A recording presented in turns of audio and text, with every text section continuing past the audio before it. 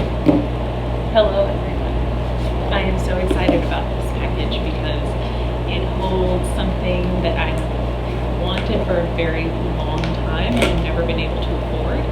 I have been looking for a really long time for a slate embroidery frame, and if you don't know what those are the really large, flat, square embroidery frames that are used in couture houses and have been used historically for really intricate embroidery, and I've wanted to have them for a really long time, but they are incredibly expensive. So I had almost talked myself into actually buying a pre-made slate frame, and then the price went up, and that was that.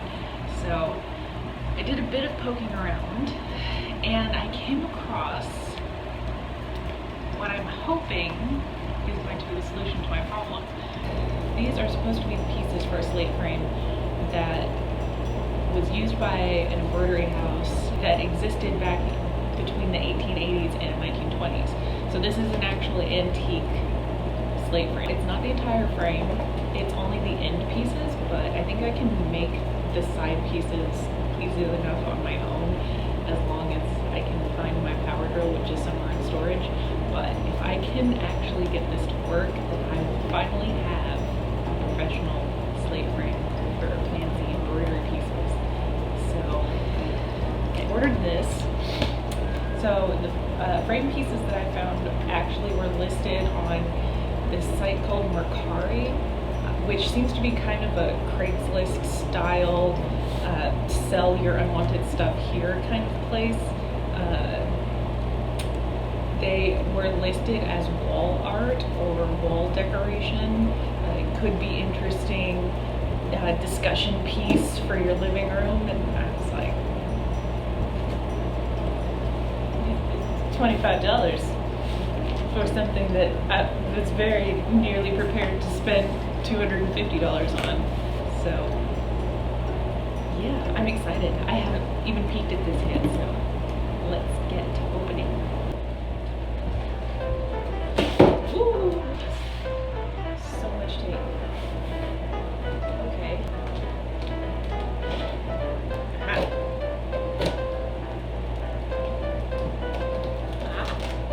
Use scissors as they're intended. What a novel idea.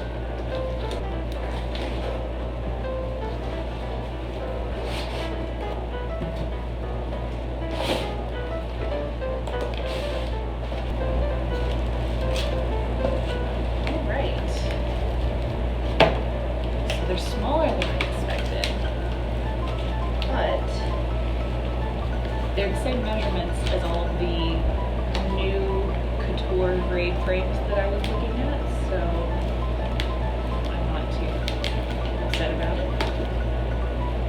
This is what the end pieces look like. This is the part that I was mainly worried about when I was thinking about making my own frame, because I don't have a tool to make these slots here in the ends of the pieces, so this is really what I needed to go forward with making my own slate frame. So there is piece number 2. You can see they all say Porticelli embroidery frame on them, and it says Nonotuck Silk Company on them. I don't know anything about this company, so that would be interesting to research. Editor Megan here. It turns out that the Nonotuck Silk Company manufactured silk thread in Massachusetts starting in the 1830s. The Nonotuck Company was actually started as a utopian cooperative which grew and manufactured their own silk, which is a pretty awesome backstory for my little frame pieces. Looking at the history of the company, Nonotuck acquired Porticelli threads in the 1880s and continued using that name up through World War I, so I'm pretty sure that's where my frame pieces date to.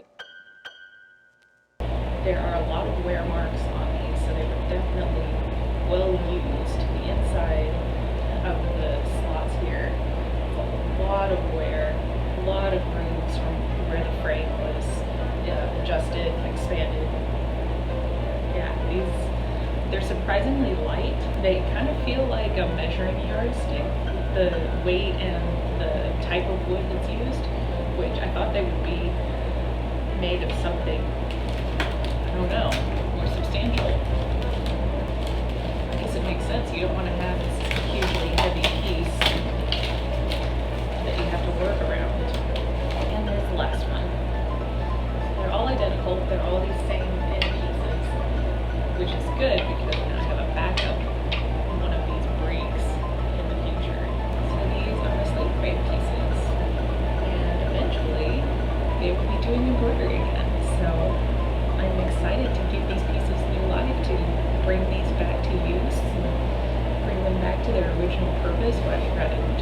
hanging on the wall to look interesting. So the next time you see these, will probably be in a video about building the rest of the frame. But yeah, I'm happy that you guys came along with me on this short unboxing adventure, and I will see you next time when I'm turning these back into the frame, because you know I'm going to show you that whole process. So, but until then, have fun on your own sewing adventures.